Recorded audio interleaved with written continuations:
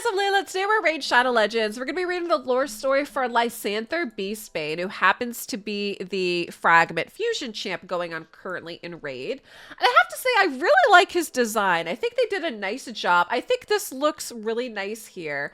I love this like lion detailing, the armor. I really like his staff. I think it's a staff, right? Or pike? What would you guys call this, really? It matches the armor. I think that looks neat. And I really just, overall, I like the design. But I think I'm a bit partial to, like, the high elves in general. I just think that Raid does a great job with, like, elves and Sacred Order. So liking this quite a bit. But I have not read his lore story. We're going to read it together. So let's see what Raid has for Lysanthir's backstory. Aravia is the grandest civilization Teleria, but even this prosperous place has its untamed lands, places where wild animals roam free, and the hardy people have little to no contact with the glittering cities or even the outlying villages. Lysanthir grew up here, where there is nothing but hills and grasslands and tundra.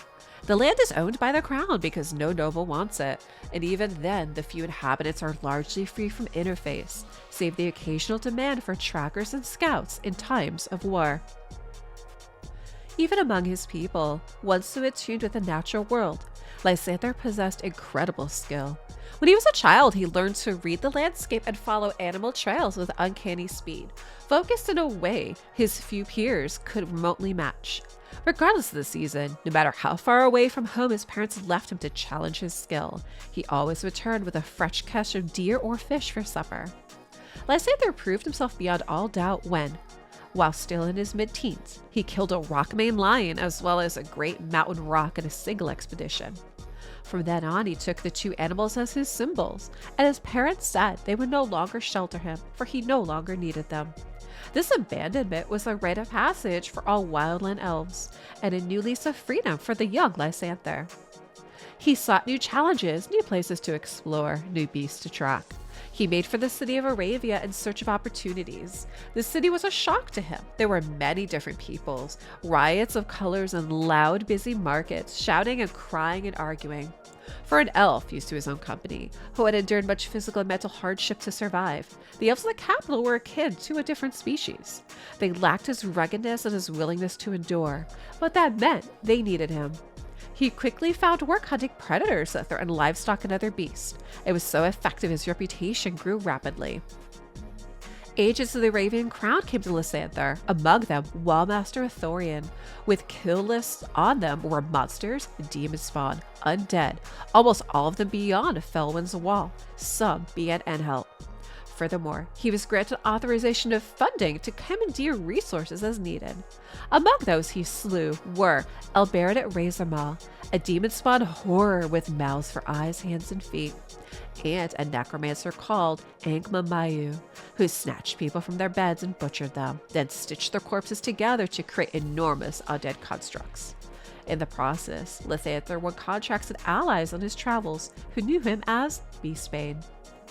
All Lysanthir's efforts were grounded to a halt during an infiltration of Durham Forest, not by some injured giant insect or a man-sized carnivorous flower, but by a needle tick. The creature, no larger than a gnat, nibbled its way into his robes as he slept and bit his face around his eyes dozens of times. Lysanthir woke in agony, scratching at the bite marks, the venom from which blinded him, turned his skin gray, and disfigured him. Lysanthir had to relearn his craft. His other senses had to make up for his lack of sight. His hearing and smell were already well attuned, but they were not good enough. He spent weeks with mages and apothecaries to enhance his capabilities and trained himself with martial arts and fencing experts to move and fight without his sight. Lysanthir dedicated every waking hour for many months to training, enduring the frustration and pains of repeated failure. But he learned, just as he had as a child. His lack of sight came to no longer be a barrier to him. To further prove himself against his vulnerabilities, he had a heavily bladed staff forged of Arabian steel and enchanted by sonomancers. The weapon emanated subtle vibrations that bounced off everything around. With the mage's training, Lysanthir learned how to interpret the returning signal so he could build a mental picture of his surroundings. The Beastbane decided to travel further away than ever before to test whether he really had overcome his injuries. He first made for Gloomdeep Hold, where he had a dwarf friend, a skilled smith and runekeeper, etch invisible runes of cleaving, fortune, balance, and hunting into his weapon's blades. And then he travels to the Lost Isles, where a great many beasts of renown were said to dwell. One particular story, corroborated in inns and taverns, spoke of a great many headed terror that dwelt at the bottom of the Void Reef and the western Lost Isles. It piqued Lysanthir's interest. He commandeered a large dwarven whaler, the Wave Piece, and hired a crew of shark hunters from Yakai to join him.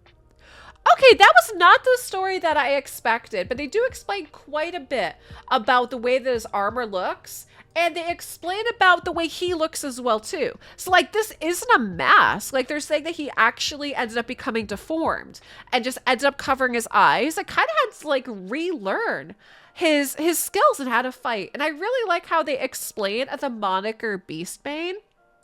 And this last bit here spoke of a great many headed terror that dwelt at the bottom of the Void Reef. That makes me think if they mean the Hydra, which would be interesting.